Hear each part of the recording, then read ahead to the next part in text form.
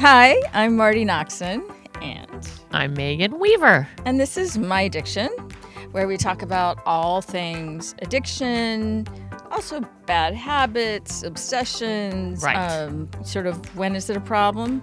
We have been spending a good amount of time talking about, the big two, drugs and alcohol. Yes, we have. But we've also been talking about some other stuff, and we're going to keep talking about other stuff as well. Yeah, we're going to be talking about the very serious stuff as well as like just some really super silly, ridiculous addictions and habits and things. And, if it's not hurting your life, then it's probably just a habit. But Correct. We'll talk about it. And here's the crazy thing.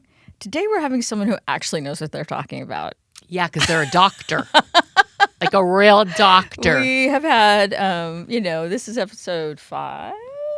But, we've had a lot of, opinions. Yes. But fortunately, Dr. Lynn Lerman, who is an addiction specialist. God, I love that. I know, right? I just love an addiction specialist. There's just something Doesn't about mean she's really good at being addicted. No, but that's a different kind of specialist. She's real good at treating people with addictions. And I don't know why that just gets me all warm and fuzzy. Really does. Well, it's good to know they're out there. Yeah. Because I didn't really know. We'll talk about this, but she's my shrink. She's your doctor. Yeah, she's my doctor. Well, I can't wait to talk to her. I have a lot of questions. Yeah. Well, she did say she'd like to ask us some questions. All right. Yeah. I'm in. Okay, let's do it. Let's bring her on. Okay, who wants to start? I'll do it. Go for it. Very special guest.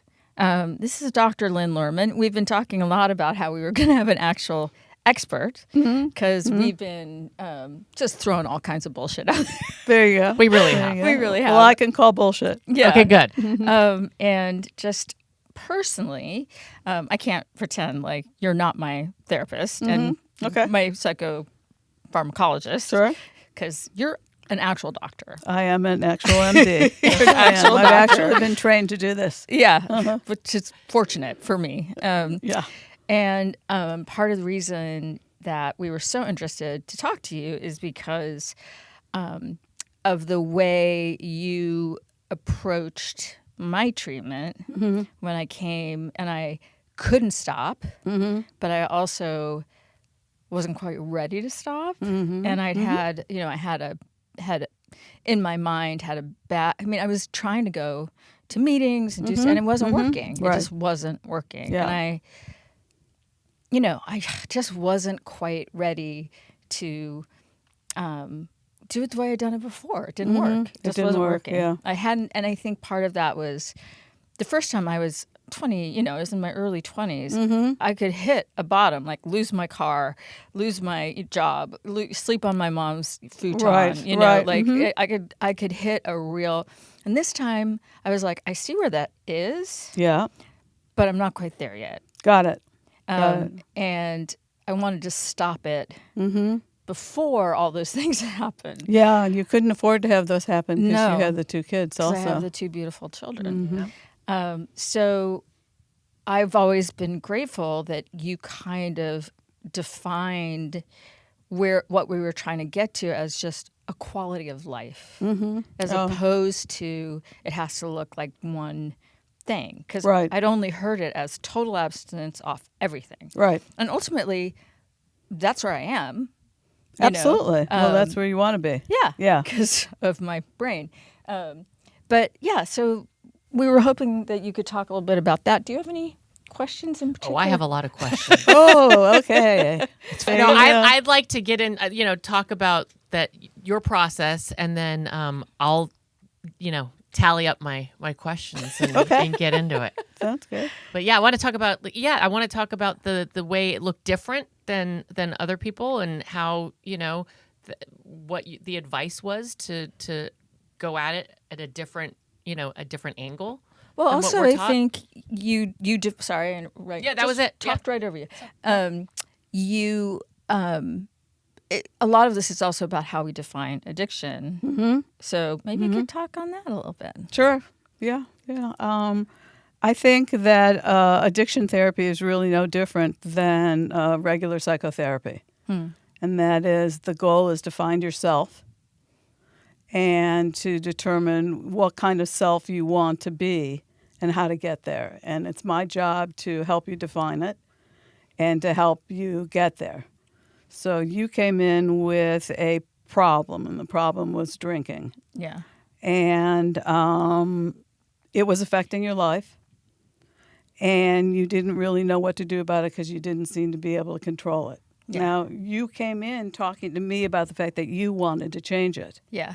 Not that you came in and I diagnosed you with an addiction, and this was the way to solve it. Right. Because that doesn't work. Right. I mean, it works for some people who just really want to follow orders and who really need the structure of a lot of rules.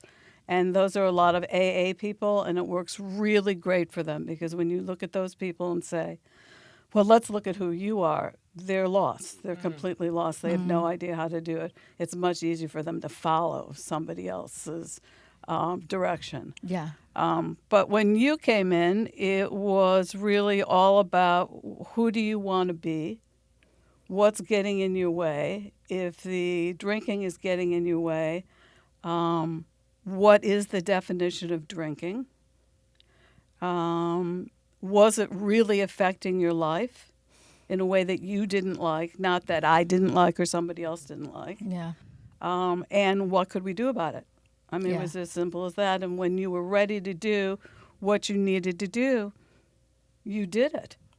Yeah. That's an interesting point, though. Like, I was not ready when Oh, absolutely not. I was not compliant. Oh, no, not compliant at all. Not compliant at all. But you know what? I've seen people for several years. Yeah. You know, they come in for the drinking, and they continue drinking for several years. Yeah. And, sooner or later, they get sick of it. They do. Yeah, I actually, with my therapist, we touched upon my drinking probably every other session. And I saw him for years and years and years and years before I decided to stop drinking. Yeah, absolutely. And he knew it was a problem. I knew it was a problem. I talked about it being a problem. Right. But I wasn't going to stop it, Right. until I got sick of it, Right, yeah, because it has to come internally. It really has to come internally because it's hard to do. Oh, yeah. Yeah. We both were like, It's yeah. yeah. I mean, it's really hard to do, and I don't diminish that at all, which means that you have to really want to do it, yeah. and you have to want to do it over and over and over again. Yeah.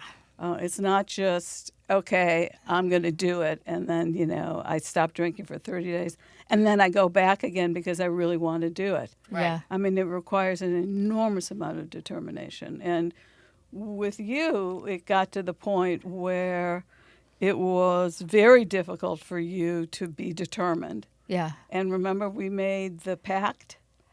Was that, I feel like we made a lot of Okay. Yeah. Was it about the sociopath that I was hanging out with, or? No, that was a different pact. That was a different pact. Yeah. No, the pact was that if you couldn't do it yourself, you were going to go inpatient. That's what I mean, because I feel like that was around the same time, and you said to me later that part of it was I had to get away from this person because they were enabling The me. narcissist. Oh, whew.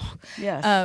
And that, but also that I had to be removed from all the, because the weirdest thing about that time was my career had never been better. Right. Right. So I was being rewarded on all these different levels. Exactly. And in a weird way, like my final, my bottom was when I jeopardized that, like really jeopardized that when I was drinking during a press tour. Right, exactly. And I did it during the day. Like I had been sober. And I walked downstairs at a certain point when it got to be around 4 or 5. Right.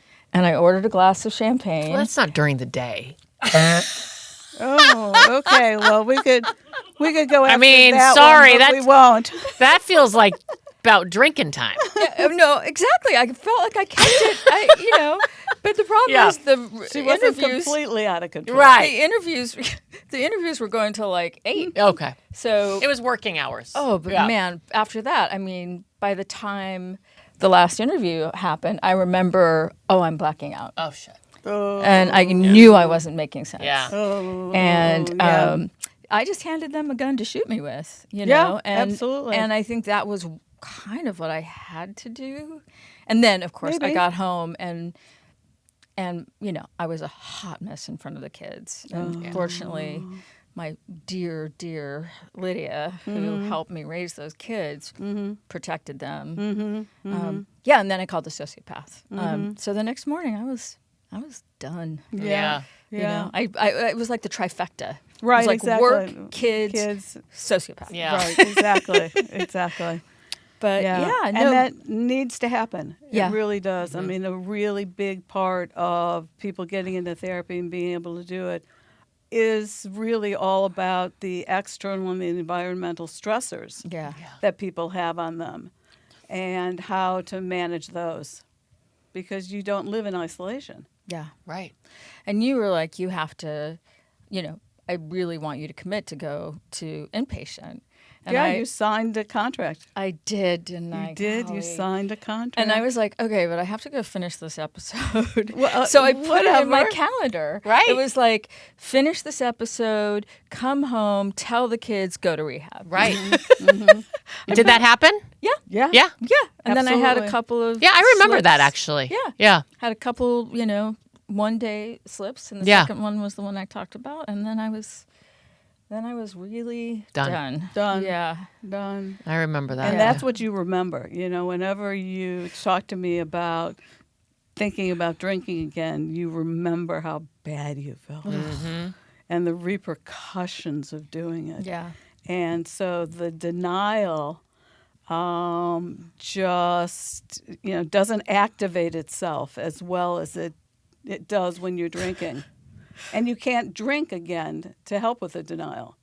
Right. Yeah. Yeah. Everybody, you know, there's a lot of people in 12-step programs who say that process ruined their drinking because they come in and they hear all these things that they relate to and they know in their heart that it's not working. But when they go try it again, you know, you get that temporary relief. Right. But then it's worse the next day because you're like, I know I have a problem. Yeah, Like, I know.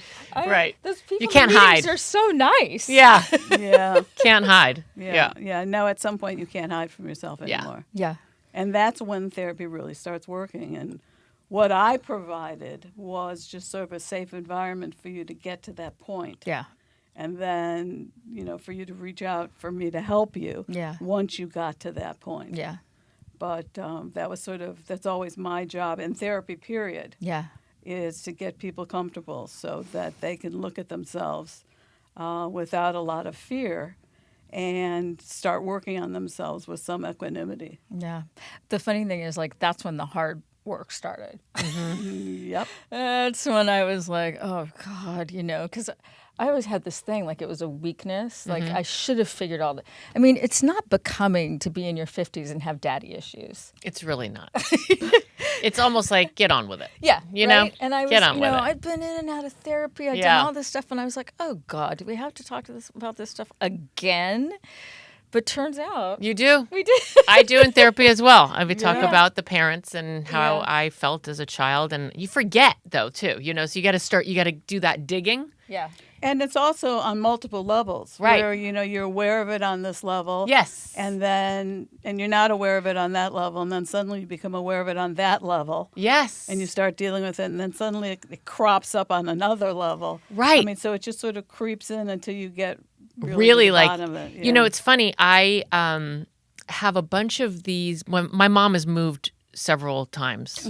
I found a box of letters. She's always given me she's cleaned things out and giving me my letters that I've written to her. And so I went through them and I read them, my letters to her at Wow. 7, 8, and 9 years old. Really? Wow, was that? And I because I'm sober, I think You all right? I was really reading them and really Yeah. trying to really see that little girl behind the page. Right. And I was blown away. I was like, wow. What'd you see? I saw a very scared, lonely girl who craved her mother's attention and physical presence, Yeah. you know? And I was like, wow, all I wanted was her. Right. And she wasn't giving it to me, you know, and she was traveling a lot and she was working a lot. And, you know, you have to, then you think, okay, well, you know, she's a human being, you know, she has to work and has to take care of her marriage, you know, but you look at just when you read those letters and you just, my heart broke for myself, you know, I really was like, oh, that poor little girl. Yeah. And she actually sent me a letter that she found and said, my heart breaks for that little girl. Oh, nice. So she's self-aware. She knows what was going on. That's nice. You know. Yeah. But so yeah, she validated you. But talk about like, I know that my parents were divorced. I know that da-da-da-da-da. I know that this happened. I know that that's probably why I'm this way. But when you start peeling the layers back, it's very interesting. It is. And it takes, you know, it's not comfortable. It's not a fun thing to do. No. I mean, it's putting your hand in the fire. Right. Yeah. You know, it's feeling the feelings that you felt when you were little like that. And you were 7 years old and you understood that your mom needed to work, but you didn't really understand it. No. You know, you still had emotional needs. Yeah. Yeah. Oh, that's interesting. Yeah. So it's just like when you have to do the work. Yeah. You know, and you sort of become more self-aware. Well, and you know, you talked a little bit about the program, which I think even for people who don't need a ton of direction, the danger there is that sometimes people, which is, you know, like I get so much out of it, but the danger there, because working the steps is a therapeutic process. Oh, totally. Right? And so many people get a lot out of it. The danger there to me is that you come across people who think that they are experts. Oh, yeah. Right? And experts in what? Yeah. Right. I mean, no. experts In what? in excavating people's pasts and giving them, you know, and again, like I don't ever want to feel like we're bashing that because it's so good for so many people. But there's also, for a lot of people, there's a real barrier to entry because of all these, you know, the God stuff, right? Exactly. Doing the steps with a person just because they have more time than you, right? Or, right. And then sometimes the advice that you'll get along the way, which again is, you know, all of that can be really positive, but I think you need someone, and some people I do think go in just because they need structure. Right. And a lot of people, I feel like now, it's community, it's, you know, but there's so many things that I think turn people away from recovery because we talk about it as the only solution. You know, right. And I think that one of the things we've been really interested in is, like, I remember you saying to me, like, if you can drink 2 drinks a night, then go for it. Go for it.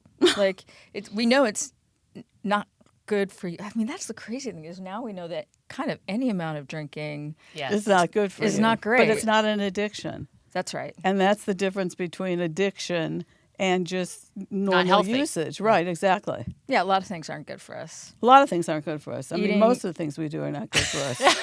So what are we supposed to do?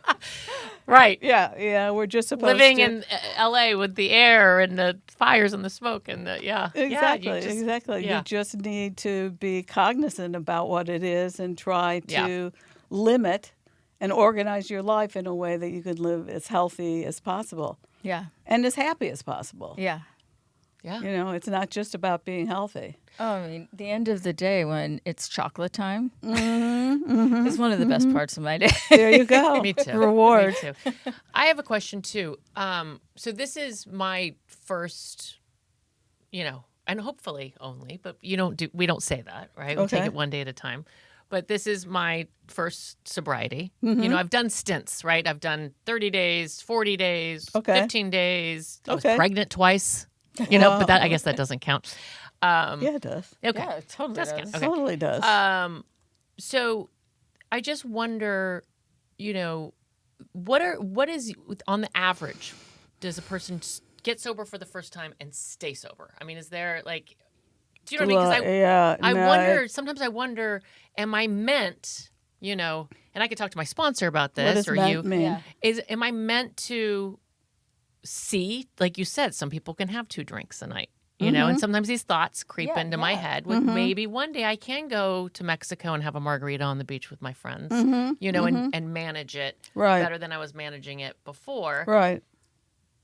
I know that that's probably not going to happen. right? And I know that that is the slippery slope. But I guess I'm wondering, do most people get sober and then test the waters little and then get research. right? And then, because Yes. from what I Yes.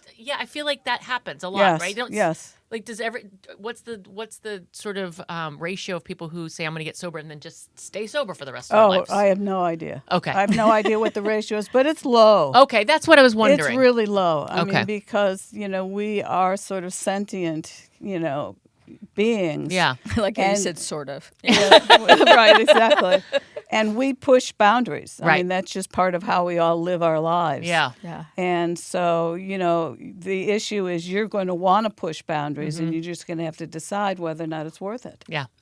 Yeah. And you aren't going to know what the result of pushing the boundaries is until you do it. And then you just have to decide whether or not you need to know the result or not. I mean, how important is it? Right. Yeah. I mean, that was when I started drinking. I talked to my therapist at the time. I was like, this, I think that this was sort of the tail end of, my disordered eating, my anorexia, Right. my bulimia, all of that. I feel like that, that was just all of that sort of, sliding to an end. And I probably am not. And part of the reason I thought that is because I didn't abuse some of the other substances. I had control. So I was Right. like, oh, because I started taking something to fly. Right. And I would put it in the drawer. And Right. of course, I made the joke that if I started flying from Burbank to LAX, Daily. then I probably had a problem. Right. But it was the most curated relapse ever. I told my boyfriend I wanted to do it. He said, "Well, you've been sober so long. If it doesn't work, you can just stop." And it was that kind of. And I think my shrink at the time said, my therapist said, No, you can say sure. okay. I think he said, "Well, it sounds like you need to go, kick the tires, like do a little more research." And the immediacy of the craving was shocking. Really? Yeah. No, I mean, I remember it was like we were at a beautiful restaurant. I ordered, champagne, which I'd been dreaming about for 20 plus years. Right. I had one glass, I had two glasses, and I knew I had to stop in front of him, Right. Okay. but I had no desire to stop. And then we were staying at a hotel, and I thought to myself, after he goes to sleep, Yeah. There I you could go. get in the minibar. Yeah. And then I was like, let's not start out that way. Yeah. Like, Right. Not out of the gate. Let's, Right. but that's from then on. It Yeah. was just, how can I accommodate this? Takes over your. Right, exactly. Yeah. And, excuse me, that was really important to know about yourself. Yeah. Because other people, when they start drinking, they don't have those cravings. Yeah. Where one is good, two is good, but then they can stop it. Yeah. But then, and that is very biochemical, by the way. Yeah. Really. Yeah, very biochemical. Because what happens is that dopamine, which is a neurotransmitter, which is a chemical that is in the brain and it connects neurons, the dopamine is released and it's picked up by the following neurons in specific areas, the reward center of the brain. And what happens when you're drinking or when you do certain drugs is that there's an enormous amount of dopamine that is released. And so it feels really good. It Yep. doesn't just feel good. Yeah. It feels really good. And then you as the person who is, taking whatever they're taking, start chasing that high. Right. And so the people who have that kind of high have to be really careful because that kind of high is addicting. So other Not people. everybody. So my has that. friends who I always thought drank a lot, because I was always drunk, watching them drink one or two drinks, they don't have the same rush that we do. They don't have the same rush. Isn't that interesting? Wow. Isn't that interesting? Yeah. Yeah.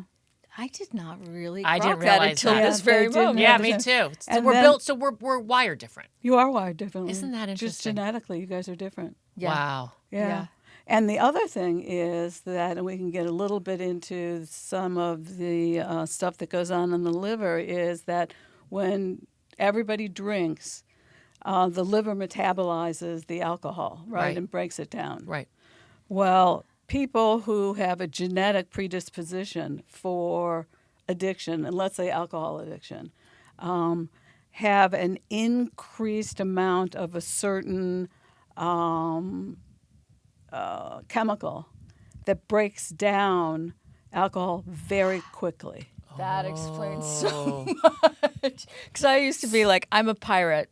Yeah. Does that mean we can drink more? You bet. It means you have to drink more because you metabolize it so fast that you don't get drunk as fast as other people get drunk. No wonder. Right. So, other people will drink one and they'll go, oh, I'm Yeah, feeling better high. have another. Yeah. Or Yeah. they'll have another and they'll go, okay, I've had enough. I Right. can really feel. Well, people genetically, who have this kind of issue, will metabolize it so fast that you won't, you'll have to have 6 drinks Right. before you get to the level of, oh, yeah, okay, I'm feeling it. Interesting. And then that leads to addiction Yeah. because you've got 6 times the amount of alcohol. Right. Right, and suddenly, I mean, I used to feel like that hits It's kind of interesting. all at once. Yeah. Like all of a sudden you're like, oh, I'm 6 drinks in, that good feeling comes, and I've also completely lost the power of choice about whether I can have the next one. Absolutely. Yeah. Because by the time you get the high, Yeah. it's affected the rest of your brain. There's something called the prefrontal cortex, which is involved in self-control. Well, your prefrontal cortex is just gone. Out the by window. time you've had 6 Out the drinks. window in the rear Right, view. exactly. Yeah. Right. Yeah. So, you don't even have the ability to make a good decision. Wow. Yeah. That's fascinating. Isn't it Yeah. fascinating? So it's genetic. I mean, it's not all genetic. It's not all genetic, It's but not there is all a genetic But component. there's It's definitely not just the genetic component. patriarchy. It's not just the patriarchy. It's not just the patriarchy. You know, let's just blame it all. It's not just the patriarchy. It's not just, beauty standards. And although Right. those don't help. They do not help. Yes. Right. I have a question Sure. about a different drug Oh. that I am still addicted to. Sorry, Mom, if you're listening. The kids know because I've come clean because they keep finding them all over the house. Why? I'm addicted to nicotine. Oh. I don't okay. smoke cigarettes, but I do use the vape. Okay. And I've tried to stop. It's hard. Oh my God, is it hard? It is. It's real. Nicotine's really hard. My boyfriend at the time, he was able. We stopped drinking together. He was sober 10 years before I met him, And you dragged him down. I the dragged path him of- down into the, which I don't think is possible. Well, I don't know if it's possible, but we started vaping, and then he was able to. Well, we used to smoke together. We cut that out easily. For some reason, that was not difficult for me. Because you went to vaping. Not immediately. Oh. Not immediately. Found because this was a long time ago. This is when vapes were just coming on Okay. as far as the nicotine. Then discovered the vapes. Both did it. Quit the vapes. Then I picked it back up again. Yeah. Uh-huh. And then he completely went cold turkey. And Got I've it. tried, and I can't. What happens? When I stop, oh, I get it. Like I have to have it. Like it's all I can think about. Got it. So Yeah. you get anxious. I get anxious, but I think it's making me anxious. I Don't that- know. Yeah. You might have an underlying anxiety disorder. Right. Interesting. Which Who you know doesn't? something about. Well, now who doesn't? I Yeah. mean, Right, I think right. the reality is we're all still, post-COVID, Yeah. and we're all suffering from post-traumatic stress disorder. So Sure. everybody's really anxious now. But in general, you can have just a genetic, anxiety disorder, which is what we found in you. Right. Was that one of the reasons that you were drinking as much as you were drinking is because you were so anxious. Yeah. Mm-hmm. Yeah. And that was one of the ways you could control it. And, it is medicine. Right. I mean, all of these drugs are exactly the same thing as medicine. And if you have, something that needs to be treated, you'll find whatever medication you can to treat it. Right. And it's easy to find the things that you don't need a prescription for. Right. Yeah. Self-medication, right? It is. Self-medicating. It's self-medication. Yeah. Yeah. With available substances. Right. Right. Yeah. And alcohol, and Yeah. cigarettes. Yeah. I mean, those are just there. I mean, And pushed. And pushed, exactly. And encouraged. Yeah, Yeah. totally. Totally. Right. Although, Really, yeah. smoking cigarettes is, like we were talking with Julie about this, like smoking cigarettes now has this stigma in some places where everybody's like, oh. But if you're chewing Nicorette or vaping, it's fine. It's not Right, that big exactly. of a deal. Exactly. Right. The other one's just smellier. Right, Yeah. right. Yeah. No, there are a lot of societal constraints on it. Have you guys noticed in like I've been watching a lot of Netflix lately, Yeah, same. and have you noticed how much smoking there is on the shows now? Yes. It's stopped for a long time, and now Yes. everybody's I smoking. have noticed. Ever since Peaky Blinders, I think. Oh, they started the trend. God, I love that think show. so. No, seriously. Yeah. No, I have noticed that. Yeah, isn't that interesting? I wonder what's going Well, on. and having worked there, I mean, having had a deal there, I was exclusive to them for 4 years. They said that was one of the non-negotiables. You could not show it. Oh. So They've part of changed that, their mind. Well, I think part of that is there's a lot of programming from outside the United States. Oh, that's that right. we're That's watching. right. That's what we're right. watching. Right. Yeah. They don't That's what it have is. the Yes. same, strict rules about Right, that, and they exactly. have all the research that watching it is absolutely encourages, using nicotine, and they're like, this is just super, super, evidence based that we Right. shouldn't be showing it on TV. And we're like, guns, fine. Right. Right. Oh my exactly. gosh, right? You know. Alcohol, fine. Alcohol, Yeah. fine. Violence, Yeah. fine. But these cigarettes, don't It's show a that. problem. But then they have all these programs throughout the All world. these programs, So- right? Yeah, that's exactly. what we're watching. On Yeah, adolescents, all right. are I'm they gonna smoking? check that out. No, No. Mm-mm. Okay, that's good. I didn't notice any smoking. We're all talking about this show, Adolescence. I don't know if Oh, you've I saw watched it. it. Yeah? Yeah, What do you think? I thought it was amazing. Me too. Yeah. All right. I thought it was amazing, and I had just seen him in 1,000 Blows. Right, I just started that too. Right, Yeah. exactly. Which him? The dad. yeah, Dad. Stephen. What's can't his remember. last Graham? name? Is it Yeah, Graham? I don't know. I can't remember. could be. But Oh, wait. Yeah. Lillian. All right, look it up. Look it up. There we Where's your go. Googles? Okay. Yeah. But no, it is fantastic. It's, Yeah, it is. It is on so many levels. so Filmmaking, many subject matter, acting. I mean, it's just like, it's The kind of photography. The It you is do one Stephen shot. Graham. It's Stephen Graham. Okay, Nice. so I had Stephen that Graham. right. Good Yeah, job. so Thank you, yeah, Lily. it's just got a lot of levels of perfection. I mean, it's all right to build. I don't want to build it up for the listeners, but it is kind of great. But also, It's good. doesn't it deal with anxiety? Like it feels like it's, from what you've told me, it's Yeah. a lot about how young adults now are dealing with just Well, levels yeah, of so anxiety. that social are- media, bullying, Yep. that's all Well, plays a part. Yeah, I mean, I don't know what the statistics are now, but suicide was the second most common reason for adolescent death. Wow. Oof. That's horrifying. Yeah. Yeah. Yeah, it really is. Oh, these kids are just stretched between, these two poles. That's And depressing. yeah. And to get back to a little bit of science here, the prefrontal cortex, which Yeah. is involved in self-control, isn't fully developed until after adolescence. Right. It's Right. in your early 20s. Right? Yeah, exactly. So, with these Impulse kids, control. impulse control is not great. Yeah. It Yeah. really is. It's And we're not handing great. them these little devices that are designed to be addictive. Absolutely. Yeah. Absolutely. Yeah. Yeah, that's a whole Gaming, other yeah. topic. Gaming, right. Yeah. That's a whole nother topic. That's a whole other day. That's Yeah. a full-on addiction with yeah. these kids. Oh, the absolutely. video games. Yeah. Yeah. Like, ridiculous. My son gets away with it because that's going to be his career. Right, exactly. So it's like, well, it's for work. So Well, I'm Yeah. working. yeah. I got to learn working, how to right. code here. Yeah. Program. Yeah. Yeah. So Yes. Yay. get in here. Hi.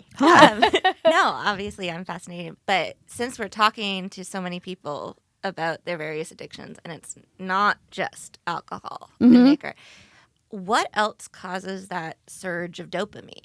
Can it really be anything? Anything pleasurable. Interesting. Okay. Anything pleasurable. Running?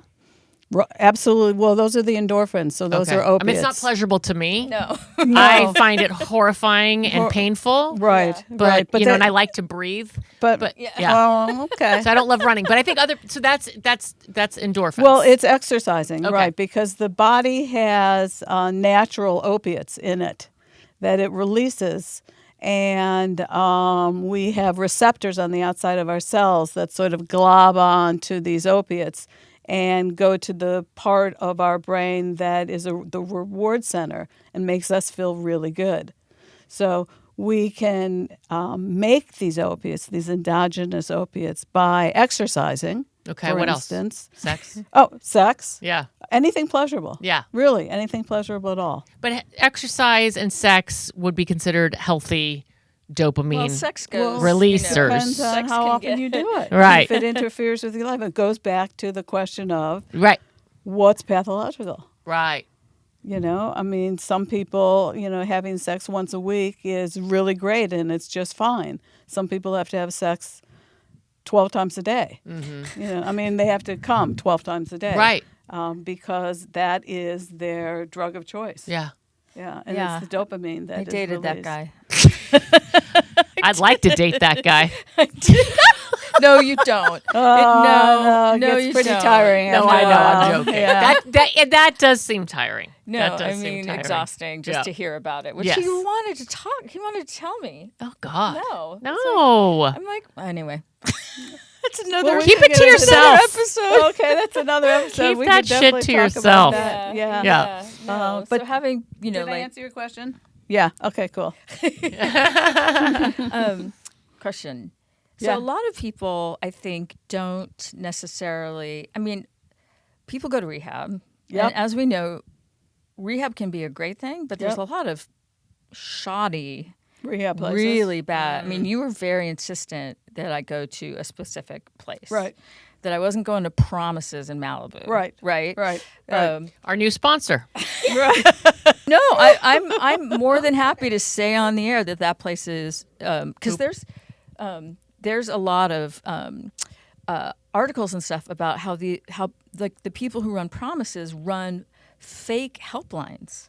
And people call and they direct them to And one they of direct them their to Promises, rehabs. yeah. Or, Yeah, that makes one sense. of and these guys, there's a particular sort of, there's all kinds of predatory rehab facilities. Sure. But these are very much like, the guys from, I don't know if they still run it this way, but they're very much like, you're going to come here, you're going to get treatment, and you will never, you'll be cured. Right.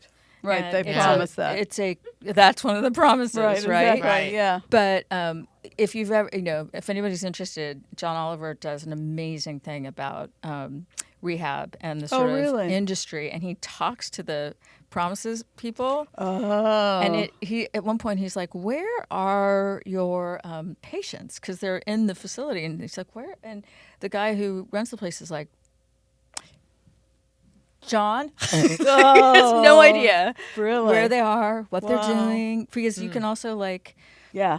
have outside visitors, all this yeah, stuff. It's pretty unstructured. Yeah. Yeah, I don't know a lot about Promises, but I did Yeah. know a lot about Betty Ford Hazelton, Yes. Yeah. and which is sort of a no frills, very structured. I love Betty Ford. I haven't been, but Yeah. I know people who have been, and it seems great. Also, we have a friend of the family who was I don't want to get this wrong, but was a big Donor? executive there, ran it. Yeah, no. I mean, and I remember looking at the information online, and I was like, "Oh, they have a really nice pool." Da, da, da. You never get to go to the pool. I mean, you don't?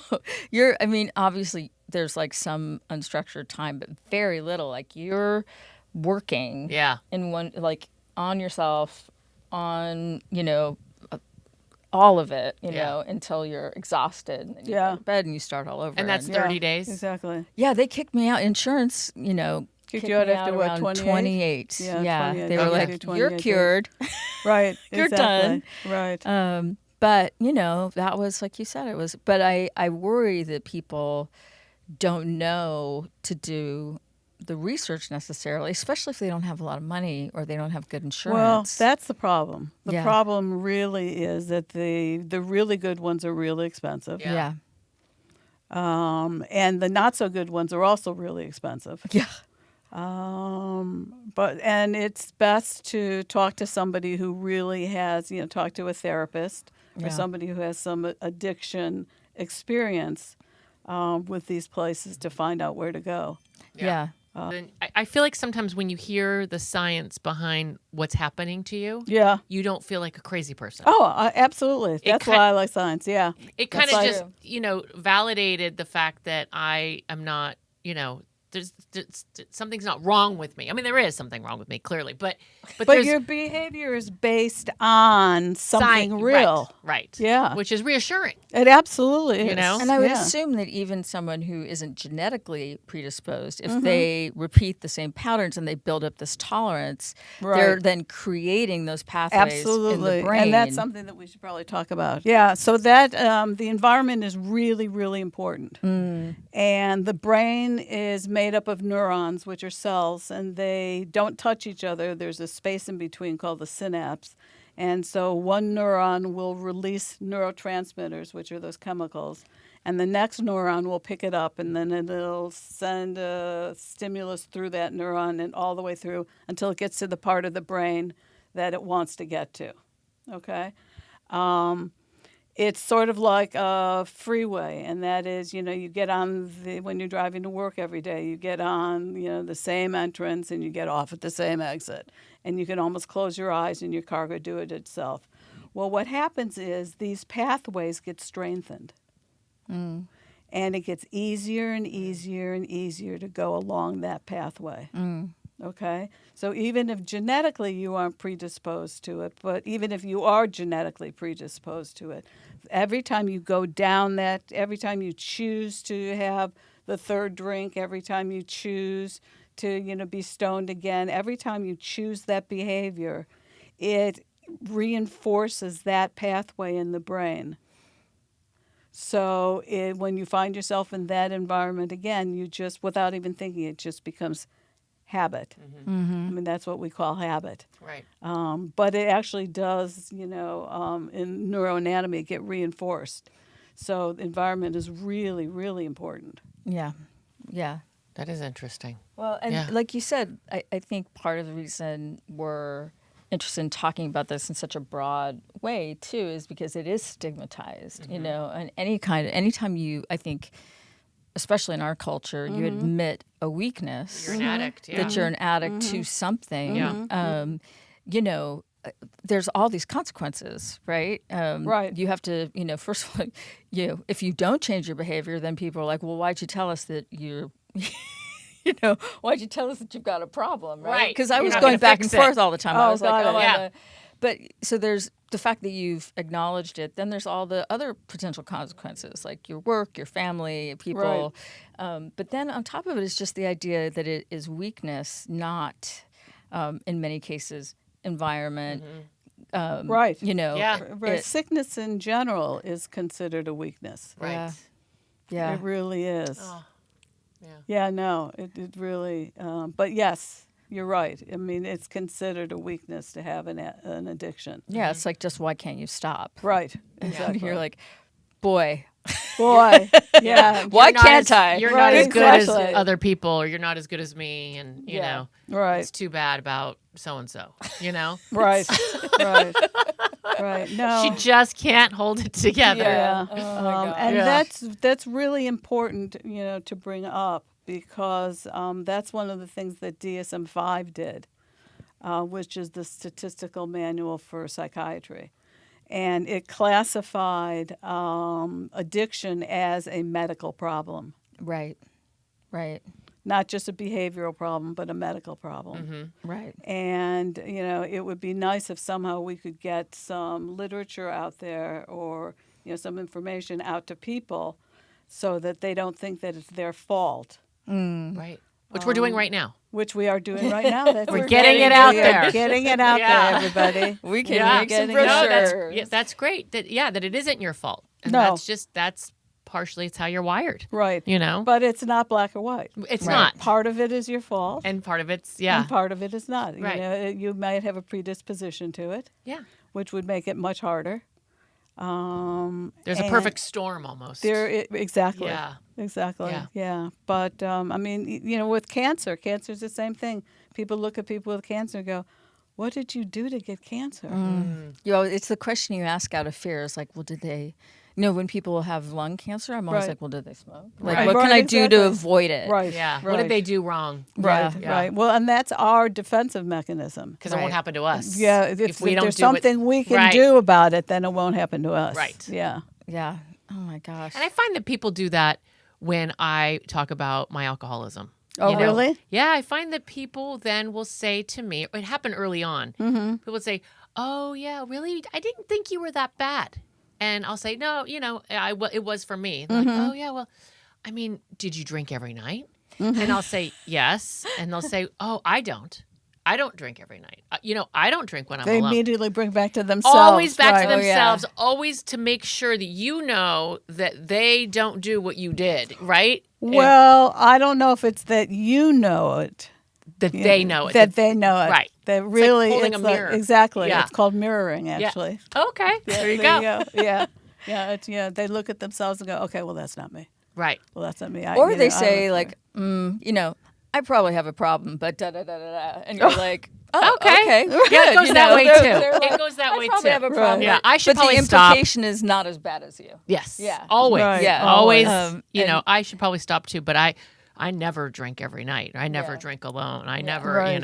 Well, why did you stop drinking? What was it affecting in your life that you decided that you wanted Me. Yeah.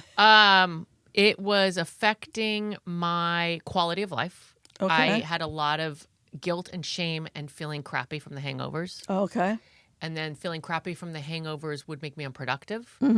And I was, procrastinating a lot. But I felt physically bad. Right. I felt mentally bad. And I felt that if I didn't stop, I had some very difficult things ahead of me in life that I saw, in the Coming ahead. headlights. Right.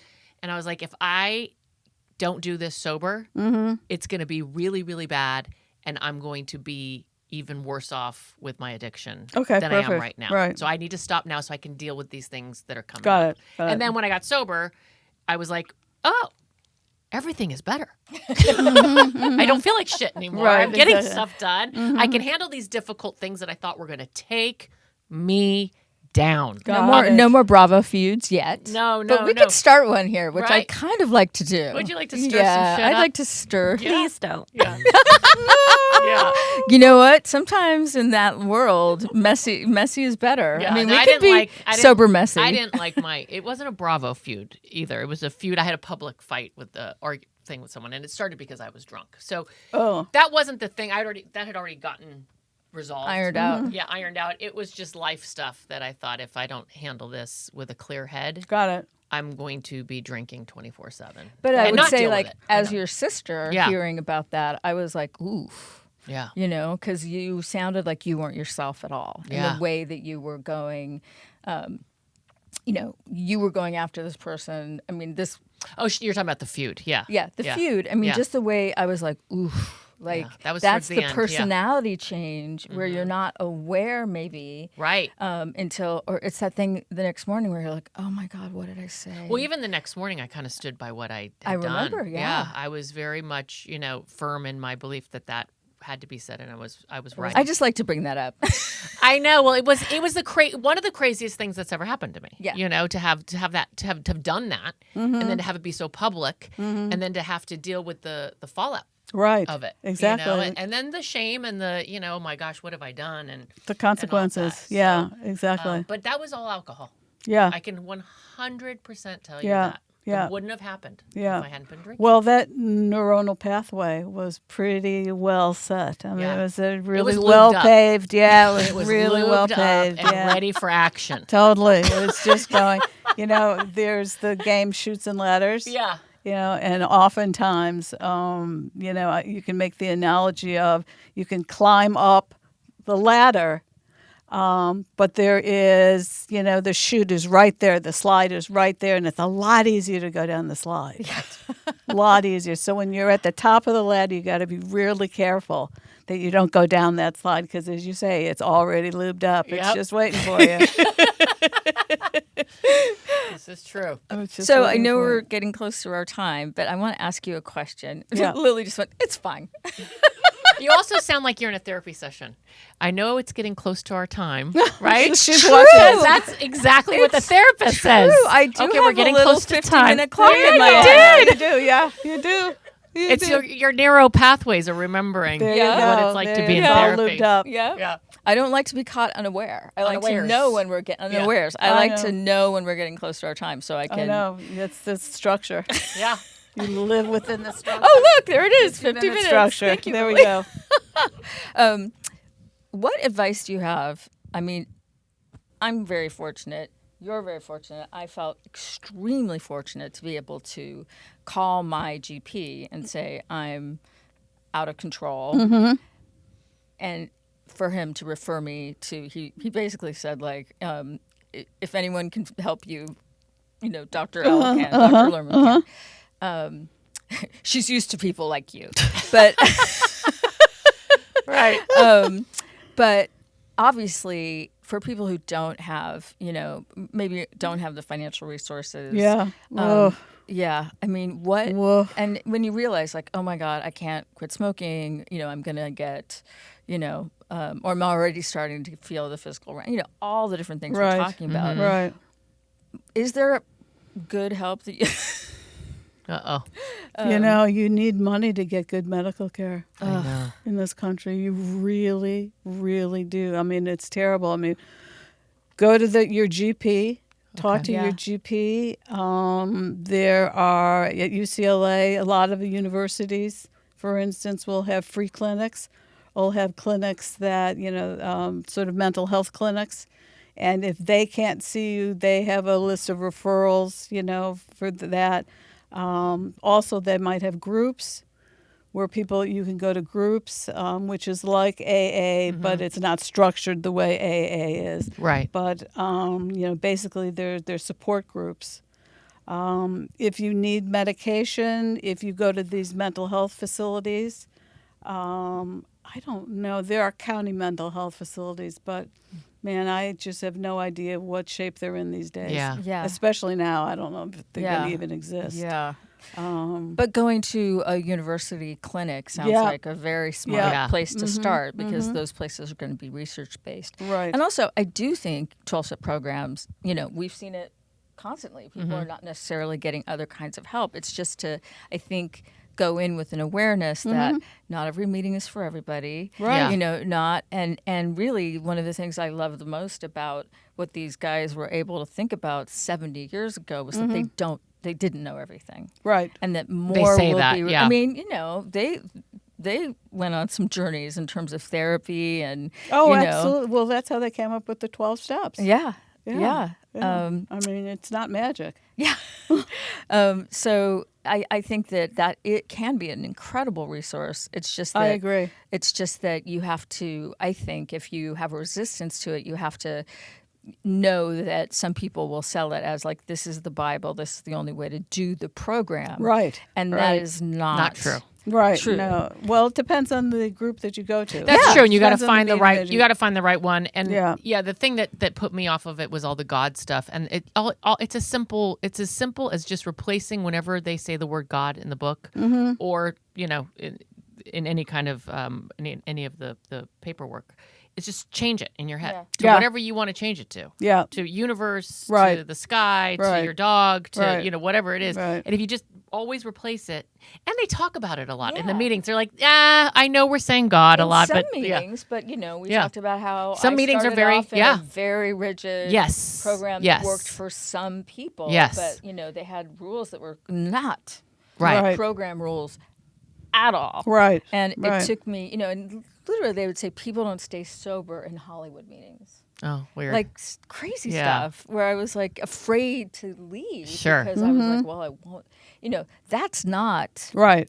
what what's out there? what the Yeah, what good old Bill W. and Dr. Bob. Right. That's not what they intended. Right. Right. It's designed pretty well to keep, in terms of the traditions. It's Absolutely. designed pretty well to keep it out of being like, a cult, a thing. Have a but- broad audience. Yeah. Yeah. But that's a really good point. It's a really good point for people to go to AA knowing they don't have to believe everything. No, yeah. I don't. Yeah. Most people don't. Yeah. No, I mean, I I'm know. laughing because Most people I don't. take what works for me. Right. And I Yeah. leave the rest. Right. And Right. that is also in the book, but and there are 12-step programs for almost every. I mean, there's Absolutely. Debtors Anonymous. Yes, there's all these absolutely. amazing Right. things, but again, I think the danger is, it's just I've already said it, but Yeah. that's why, and I think you would agree that having therapy concurrently Well, with a That's the best way to do it. Yeah. right? With Yeah. someone who is has been to school. Well, just a real therapist. Yeah. Yeah. You know, I mean, you don't have to see a psychiatrist. You don't have to see an MD, although we know, all of sort of the medical stuff behind it, which I think is really important. I like that. Yeah. I like that Yeah, explanation. and we're really well trained. I like that. Yeah, we are better trained than the other therapists. It also just helps unfortunately. me personally just make sense of it all, Yeah. This is actually pistons firing. Right, exactly. real You are stuff actually happening. a real body. Right, exactly. Exactly. Right. I want to bring up something real quick, though. Yeah. And this is something that you just sort of touched on, and that is, a really big part of addiction is what do you do after you stop? That is a really good point. Okay. And that's probably for another time. Yeah. But that is a And what- big part of the process. What do you mean? Do you mean what are you replacing that addiction with? That's part of it. Okay. But part of it is, you have established relationships based on the fact that you were an addict. Yes. You have, done your job based on the fact that you were an addict. Your whole life was based on the fact that you were an addict, which means that you're going to continue in that same life. Yes. But you're not going to be an addict, which means that your relationship to everything is going to change. Oh, this is a whole other episode. It looks like you're coming back, Dr. Lerman. Yeah, I mean, I've only been a patient of hers for like 11, 12 years. Right. So I feel like we should be able to encapsulate Because that. I feel like that's a deep dive too. That right? is a really Huge. deep dive. I just wanted to add it. It's a good one. Yeah, because it's really, really important. Stopping is really important. Yeah. Sure. But being able to maintain it, Yeah. That's difficult. Yeah. yeah, it is. Yeah. It And I really was is. like, I remember being so like, the thing is, nobody knows that I'm an alcoholic. Oh, You're right. And you were like, Yeah, they pretty much people know. didn't think. They know. I was like, I really hit it very well. And you were like, So there were more consequences on the other Right. side than I thought they were going to Yeah. be. Yeah. Yeah, It's always that- the case. It's That's like when the you're denial. sweating vodka the next And they morning. can smell it on you. Right. Probably not a big secret. Yes. Yeah. Well, thank yeah. you so much. Pleasure. This has been Pleasure. amazing. Yeah. Really great. I'm glad I could help. Yeah. Well, Really. and if you would come back, that would be Anytime. amazing. Anytime. awesome. Anytime that I can help people is great. Thank you so much. Sure.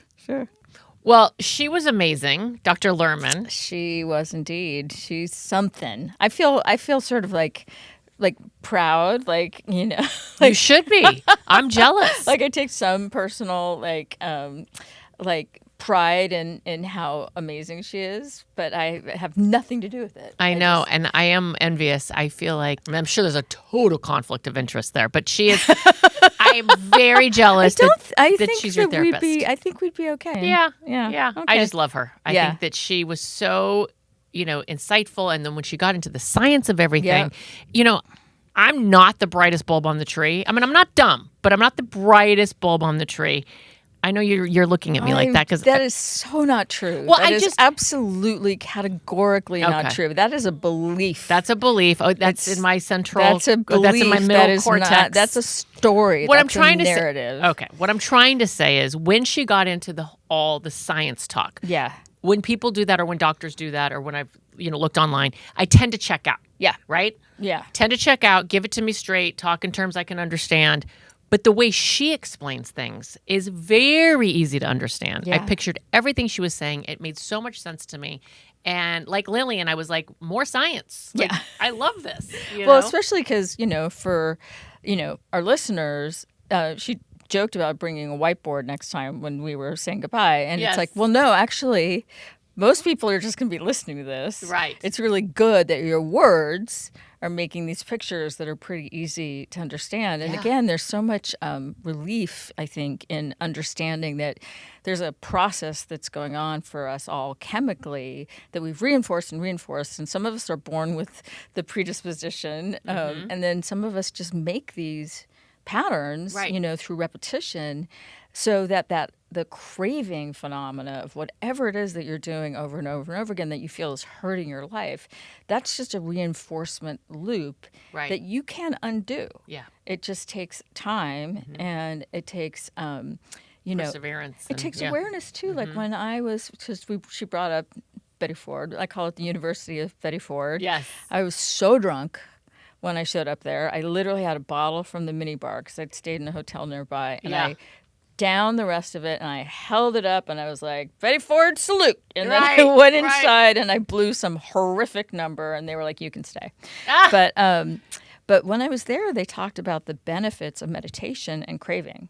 And it's all science backed. Okay. And it's basically like, of course it makes sense because meditation is all about like having the thought and letting it go, right? Just that very simple action of, our thoughts are just thoughts. Feelings are just feelings. They're going to pass, right? So once you sort of get that, reinforce that ability to go, I'm having the thought, I'm going to let it go. Yeah. I'm going to let the next car on the highway, pass by. Right. You can do that with cravings. And if I hadn't been meditating in my early sobriety, I don't know if I would have been able to stay I don't meditate. sober. Well, then you're just stronger than I am. No, meaning but here's the thing. Here's the deal. I want to. And it's like, it's like exercising, right? Yeah. It's like, it's something, it's a practice, it's a discipline. And I do want to do it. Yeah. I have people in my life who meditate every day and who are like this, it's amazing and it's really going to change your life. I'm like, I know it is. Let me just get there. I have to say, I took a break. I haven't done it for a while because I was really like, I went deep into like the science of everything, and it just started to feel like another obligation as opposed to, but really you can do it for 5 minutes. That's what I've heard. I've heard you can just put on one of those guided meditations and that it really does help. And I'm in a state of high anxiety right now, circumstantial and just. So this gets into like what's our preoccupation. We're going to keep broadening this game. Yes, so it's like, what are you watching on TV? It gets bigger and bigger. I think it's like a check-in. It's a check-in. It's a check-in. Okay, so here's our check-in. What's going on with you, Meg? Yeah, I just feel like I've been feeling a lot of anxiety, and I'm not that anxious of a person. I guess I haven't been diagnosed with any anxiety disaster. I don't know. I've heard about you go off about earthquakes and preparedness and I am disaster. obsessed with earthquakes. Yeah, you really are. Like I have a shed, the whole thing. It's not a joke. I really am what do you call it? A prepper. A prepper. You're a little bit of a prepper. But I've been feeling extra anxious these past 2 weeks, and I think it's life. I think that there's some stuff going on, and it's been making me extra anxious. Yeah. So, but I think now would be the time to go sit somewhere and put on the guided meditation and do the thing. Yeah, do the thing. Just do the 5-minute thing. Yeah. I subscribed to one of those online, I have them on my phone even. App phone thing. Yeah. I did that religiously for, a long time. And had really cute little animations. It was just super like, you were just like, oh my gosh, here's my friend. So it's not you watching something, not just listening to You can just watch stuff, but the animations kind of describe the, hopefully someday there'll be a sponsor. Right. But they do what Dr. L just did. Okay. Yeah. They explain things in a way where you're like, oh, I get that. Okay. But there's also great stuff just on YouTube and so okay. I'm going to do that. So before the next episode, I promise. Oh, you know what? I'm going to sign a verbal contract with you, like you did with Dr. Lerman, and I'm going to promise. That I will do a meditation. Before we see each other next. That's easy. Okay. That's not okay. Let's try it out. And what about you? What's going on with you? What am I preoccupied with? What are you preoccupied with, obsessed with? It's just the same old thing. Okay. I'm preoccupied with whether I'm sleeping too much. Oh, do you get like sleep guilt? I do. I get sleep guilt. Yeah. I like it there. Hey, girl, I like it there. Me too. We call, my kids and I call my bed the bed that eats people. Right. Because it's just so cozy, comfy. Yeah.